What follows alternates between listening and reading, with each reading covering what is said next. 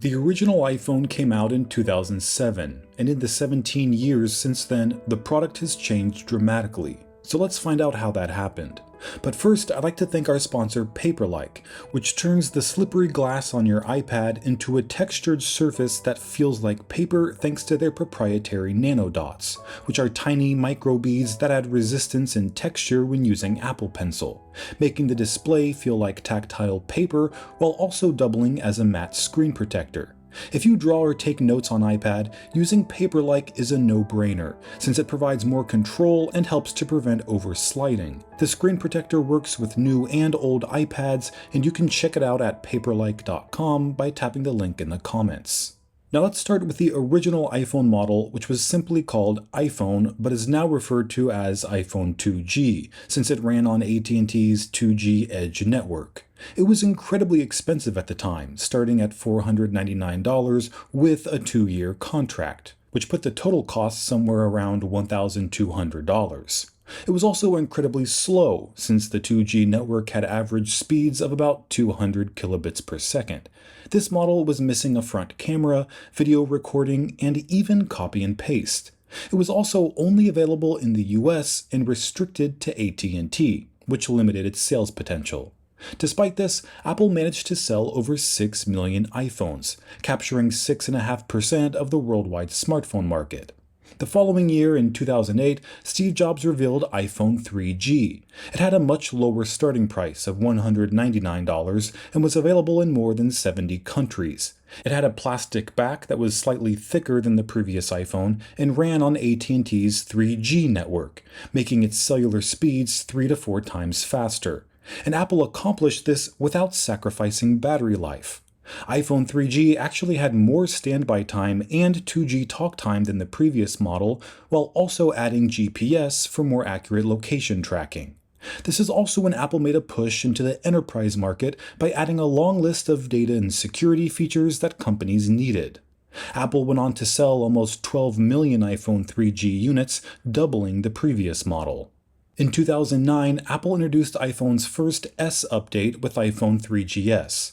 Apple claimed the S stood for speed, although it would be used later on to signify minor updates in between major iPhone releases. The 3GS was 2 to 3 times faster at a variety of tasks, like launching apps, opening attachments, and loading web pages. This was due to a new Samsung processor that Apple was using while they continued to work on their own custom chip. iPhone 3GS was the first model to receive a camera upgrade, going from 2 to 3 megapixels, with tap to focus, autofocus, auto white balance, and auto exposure. It also received video recording for the first time, capturing footage in 480p resolution at 30 frames per second. Apple went on to sell 35 million units of iPhone 3GS, almost triple iPhone 3G. By 2010, Apple had prepared their biggest update yet with iPhone 4. And despite its radical new design, most people had already seen it, since one of Apple's employees accidentally left the prototype at a bar and it was discovered by a local, then sold to a tech journalist who posted photos online.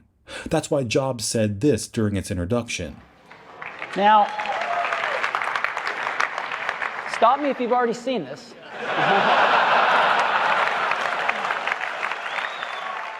But what people hadn't seen were its new features, like the Retina display with 4 times more pixels, making images and text unbelievably sharp. The stainless steel frame featured an integrated antenna system, which went on to cause problems for customers who experienced dropped calls when covering the antenna with their hand.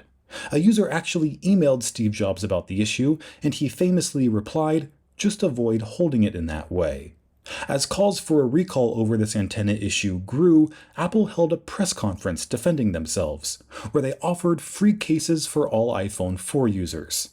Despite these issues, the model featured crucial additions like a front camera, FaceTime, LED flash, and Apple's first custom-designed chip called A4. It quickly became the most popular iPhone ever, selling 50 million units in 1 year. In 2011, Apple released a minor iPhone upgrade with the 4S. Its biggest selling point was a technology originally developed by a company called Siri Inc., which was a spin-off from the Stanford Research Institute. Siri was initially available as a third-party app in early 2010, but by April, Apple acquired Siri Inc. and integrated the feature into iPhone 4S. It was the first virtual AI assistant of its kind on a smartphone, understanding the context of a user's command and responding appropriately. But other than a new A5 chip, higher quality camera lens, and improved antenna system, there wasn't anything else new with iPhone 4S. But iPhone 4 had already been such a major release that customers were still clamoring for the device. In total, over 60 million units were sold, outselling even the previous iPhone 4. But in 2012, Apple revealed a dramatic upgrade with iPhone 5. It had a completely different design, with a glass and aluminum backplate, reflective diamond chamfered edges, and, for the first time ever, a larger display. Android phones had been adopting much bigger screens during this time, and this put pressure on Apple to do the same. But they didn't want to lose the ability to use iPhone one-handed, so they kept the same width of iPhone 4 but made iPhone 5 taller, allowing an extra row of icons to be displayed on the home screen.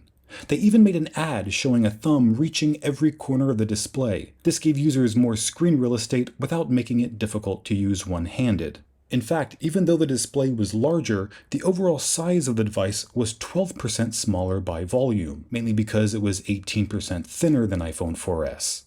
The aluminum back also helped it become 20% lighter. But there were internal improvements too. iPhone 5 supported 4G LTE, which reached speeds of up to 100 megabits per second, faster than most users' home Wi-Fi. The front camera was upgraded to capture 720p HD video, and panorama mode was introduced. But the last change was its most controversial. Apple replaced the 30-pin iPod connector that had been on every iPhone with the Lightning connector, which was proprietary and offered few benefits other than being reversible. This frustrated customers, since they could no longer use their existing accessories, charging cables, and adapters. Despite this, iPhone 5 went on to sell 70 million units. By 2013, customers had gotten used to Apple's release pattern, and they were expecting an iPhone 5S rather than an iPhone 6. But what surprised them was a second model of iPhone introduced alongside the 5S called the 5C.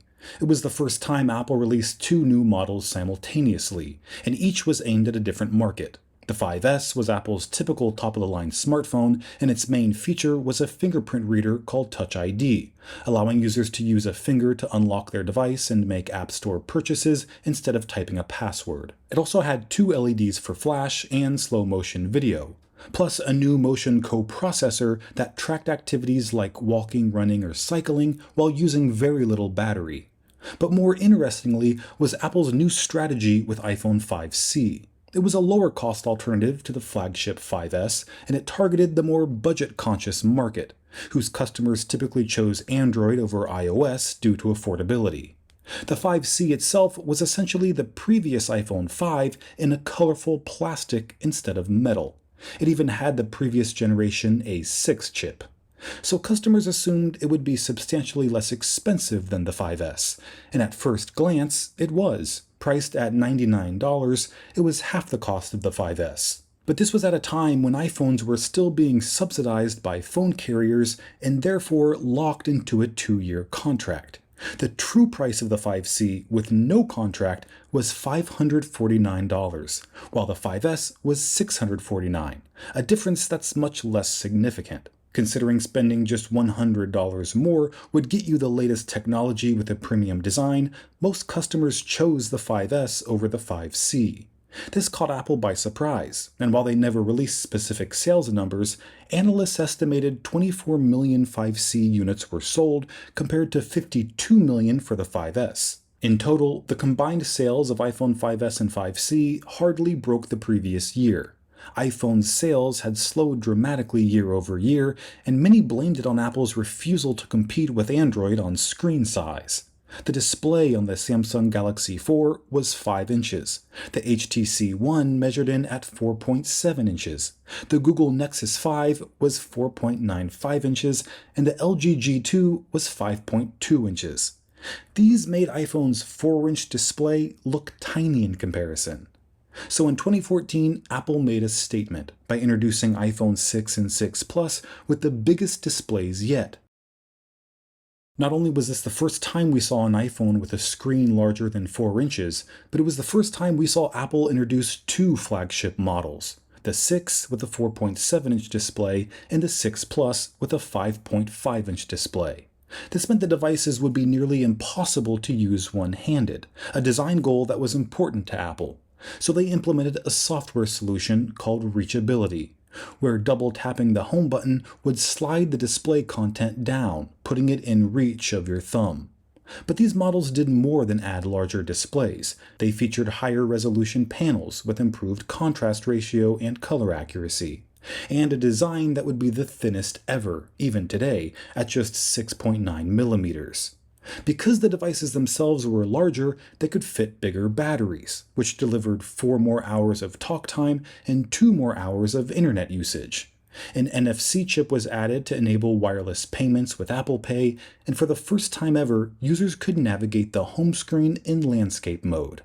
The iPhone 6 started at the same $649 unlocked price as before, while the 6 Plus set a new high of $749. After these devices hit the market, some users began posting online that their iPhones had bent, usually after putting it in their front or back pockets.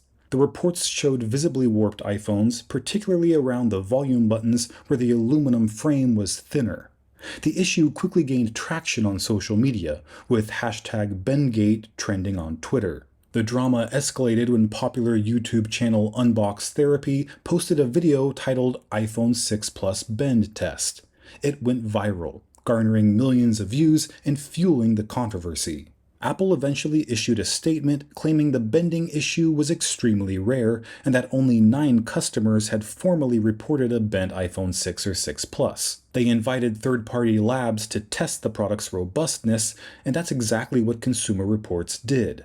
They used a 3-point flexural test in which devices were placed horizontally with 2 points of contact supporting the phone on each end, then force was applied in the center to simulate bending. They tested several smartphones, and the results were interesting, since the most bendable phone was the HTC One, although the 6 and 6 Plus were weaker than average. So Apple focused their efforts on strengthening their phone's chassis in 2015 when they released iPhone 6s and 6s Plus. These devices featured 7000 series aluminum, a new alloy that was 60% stronger than before, easing concerns about accidental bending. The 6s and 6s Plus also introduced a completely new way to interact with iPhone called 3D Touch. This technology added pressure sensitivity to the display, letting users preview content before opening it and access app shortcuts from the home screen. Third-party developers actually discovered a way to use the display as a digital scale, but Apple eventually disabled this capability since it was used for illicit purposes. Its front camera was upgraded to 5 megapixels and Retina Flash was introduced, improving low-light selfies. Touch ID became twice as fast at recognizing fingerprints, and users could say "Hey Siri" to summon the assistant hands-free. Since 3D Touch was the 6s's headlining feature, Apple created custom tables in their stores to demonstrate it, with a display running across the surface and iPhone 6s units on top. Visitors could press on the iPhone screen to create a ripple effect that extended out onto the table. It was an interesting way to demonstrate the feature, but many people wondered, what's the point? And this turned into a persistent issue for 3D Touch. Apple sold over 200 million combined units of the 6s and 6s Plus, but usage of 3D Touch remained relatively low. Third-party developers were slow to support the feature, and many users didn't even realize the capability existed. 6 months after iPhone 6s, Apple released their second attempt at a low-cost iPhone, the SE, which corrected many of the mistakes Apple made with the 5C. It had the latest A9 chip, a premium metal design, Touch ID, and the same 2GB of RAM as the flagship 6s and 6s Plus, all for almost half the price at $399. This was the affordable budget iPhone customers had been waiting for, and its sales numbers reflected that. Despite being released in the middle of iPhone's update cycle, Apple sold an estimated 30 million SE units, beating market expectations and helping the company break into emerging markets like India and China, where the average amount spent on smartphones was $250 to $300. With the low-cost market satisfied, anticipation built for the upcoming iPhone 7 and 7 Plus. Many customers were expecting a major update, but were disappointed when iPhone 7 was revealed near the end of 2016. It had virtually the same design as iPhone 6s, which was unchanged from iPhone 6. There was a new glossy jet black color, and the antenna lines had been rearranged, but that was it. And its new features weren't convincing enough to make iPhone 7 a must-have device. It had a solid-state home button that no longer clicked. Instead, a new haptic engine vibrated to simulate a press. This allowed users to customize how much pressure was needed to register a button click. It also had improved cameras, stereo speakers, a brighter display, and improved water and dust resistance, but all this came at a cost, because starting with iPhone 7 is when Apple removed the headphone jack. It was a very controversial decision. Not only did this make charging iPhone while using wired headphones impossible, but it meant using an adapter to connect non-lightning headphones, something that was inconvenient to carry around and easy to lose. But Apple made matters worse. First, by introducing AirPods immediately after removing the headphone jack, giving people the impression that Apple created a problem just to sell the solution, a $159 pair of wireless headphones. Second, their justification for removing the headphone jack was, to put it mildly, underwhelming. Just watch Phil Schiller explain. Well, the reason to move on, I'm going to give you three of them, but it really comes down to one word: courage. The courage to move on, do something new that betters all of us. And our team has tremendous courage. Now, he does go on to give one good reason, that internal space comes at a premium and the headphone jack took up too much of it, but the third reason he gives is that Apple wants to deliver a better audio experience with AirPods. Despite the backlash, they were estimated to have sold over 200 million iPhone 7 units. But the major update everyone wanted would arrive in 2017. This was a year when Apple did a few things differently with iPhone. First, they introduced two completely different models, iPhone 8 and 8 Plus, and iPhone 10. Next, they skipped a number for the first time, with no iPhone 9 ever existing. Finally, they dramatically increased their flagship iPhone's price. The 8 and 8 Plus were, like the 7, a bit disappointing. Their design changed slightly, with a glass back to accommodate wireless charging, but everything else looked the same. And there wasn't much else new aside from faster charging, slightly louder speakers, and a True Tone display. Despite this, its price increased from $649 to $699. The real update came with iPhone 10, which represented the biggest change in the product's history. Apple used stainless steel instead of aluminum, removed the home button, removed the top and bottom bezels, and added a notch, allowing for the biggest iPhone display ever at 5.8 inches on a device almost as small as iPhone 8. Plus, that display was OLED, delivering pure blacks and a 1,000,000:1 contrast ratio. It also introduced swipe navigation to access the home screen and app switcher, which made the experience faster and more fluid. And the purpose for the notch was not just to house the front camera, but a new true depth camera system that included an infrared camera, flood illuminator, and dot projector to accurately scan the user's face. That way, instead of using their fingerprint for authentication, their face could be used instead. This made unlocking iPhone 10 effortless, since it no longer required you to rest your thumb on a home button. Just a glance at the screen unlocked the device. With so many major new features, Apple had an opportunity to charge a major new price. At $1,000, iPhone 10 was the most expensive phone Apple had ever made, and that was for 64 gigabytes of storage. The model with 256 gigabytes cost $1,149, more than a MacBook Air. This, along with the notch, caused the most backlash of any iPhone release ever. There were countless YouTube videos criticizing the price and calling it the ugliest iPhone Apple made, claiming they only included the notch to give iPhone 10 a recognizable appearance, because if it had no notch, it would look like every other Android device on the market. Most of these videos were baseless, but there was legitimate concern over iPhone's dramatic price increase, jumping from $649 in 2016 to almost $1,000 in 2017. Sure, iPhone 10 was the most premium device Apple had ever made, but were customers willing to pay 50% more for it? Well, the short answer was yes, because Apple sold an estimated 63 million iPhone X units, making it one of their best-selling models ever despite its high price. So Apple built upon this success in 2018 with iPhone XR, XS, and XS Max. They all featured the same design pioneered by iPhone X, with large edge-to-edge displays, a notch, and swipe navigation. Although the XR had a lower cost aluminum chassis, LCD display, and slightly thicker borders. But it came in 6 different colors, something Apple hadn't done since iPhone 5C. Despite the XR's slightly higher $749 price compared to iPhone 8, Apple sold an estimated 77 million units, making it the best-selling smartphone of 2019. The XS and XS Max were largely unchanged compared to iPhone X, except for some small camera enhancements, slightly increased battery life, and a new chip. The star of the show was the XS Max, which had the biggest display ever at 6.5 inches, and the highest price ever at $1,100. In 2019, Apple introduced a new naming system with iPhone 11, 11 Pro, and 11 Pro Max. This decision itself was controversial since people thought the term Pro should only be used for professional-grade products like the MacBook Pro or Mac Pro. To them, there was nothing professional about an iPhone. But Apple disagreed. With the A13 Bionic chip, 11 Pro had a faster CPU than an Intel Core i7, a processor used in several top-of-the-line PCs.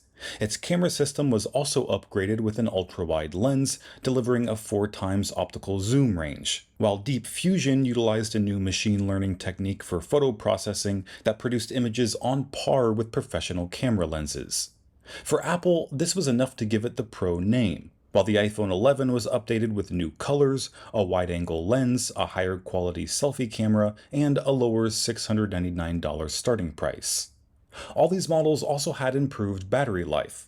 The 11 Pros lasted 4 hours longer than the XS, while the 11 lasted 1 hour longer than the XR.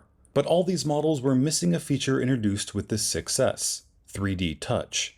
Instead, Apple replaced it with haptic touch, which provided a similar experience by holding down on the display, which would trigger the same app shortcuts and content previews as before. In spring 2020, Apple updated their successful low-cost iPhone SE. It kept the same $399 price while receiving a larger 4.7-inch display, improved selfie camera, larger battery, wireless charging, a True Tone display, and the latest A13 Bionic chip.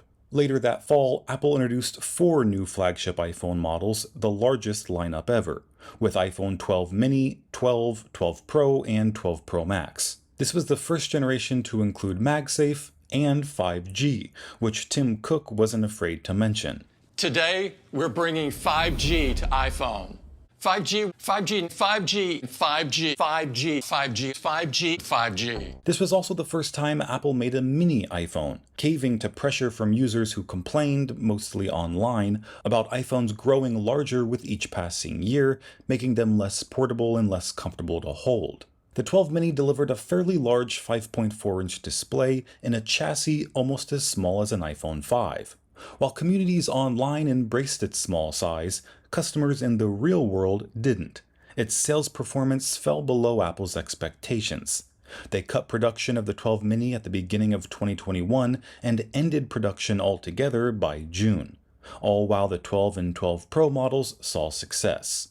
By fall 2021, very few people expected Apple to release an updated 13 mini, since the previous model had sold poorly, but they released one regardless and addressed many of the issues customers had with the previous model, by increasing battery life and giving it more storage. But again, sales were disappointing, with customers opting for models with larger displays. And with 120Hz ProMotion on the 13 Pro models, there was even more incentive for customers to abandon the 13 mini. In 2022, Apple updated the iPhone SE once again, giving it 5G, 2 more hours of battery life, more RAM, and a higher $429 price. While in the fall, the 14, 14 Plus, 14 Pro, and 14 Pro Max marked a new lineup strategy. Apple had officially discontinued the Mini in favor of larger models, with displays ranging from 6.1 to 6.7 inches. The Pro models no longer had a notch, being replaced by the dynamic island, which would grow and shrink to accommodate app multitasking features. While its always-on display meant users could see lock screen information without ever waking the device. The Pro models also featured a 48-megapixel camera lens for the first time. In 2023, iPhone 15 and 15 Plus were updated with the same dynamic island and 48-megapixel camera lens as the 14 Pro models in 2022, while the entire lineup switched from the Lightning connector to USB-C, a move Apple made reluctantly due to a new law in the EU. The 15 Pro models were made from titanium instead of stainless steel, which made them lighter, and a new action button let users quickly access the flashlight, camera, translation app, and more, while the 15 Pro Max had a special tetraprism lens capable of 5 times optical zoom. Finally, iPhone 16, 16 Plus, 16 Pro, and 16 Pro Max, all of which support a host of new AI features powered by Apple Intelligence and feature a new camera control button, which lets you quickly open the camera and adjust various controls with just a swipe. All models have longer battery life, feature the Action button, and can capture spatial video, which can be viewed in 3D on Apple Vision Pro. The 16 Pro models are capable of recording 120 frames per second slow motion video in 4K resolution, and they have a new 4-microphone array to capture studio quality audio. Their displays are larger at 6.3 and 6.9 inches with even thinner borders. And a new 48-megapixel wide-angle lens means more detail in macro shots. So that is the history of the iPhone. This is Greg with Apple Explained. Thanks for watching till the end, and I'll see you in the next video.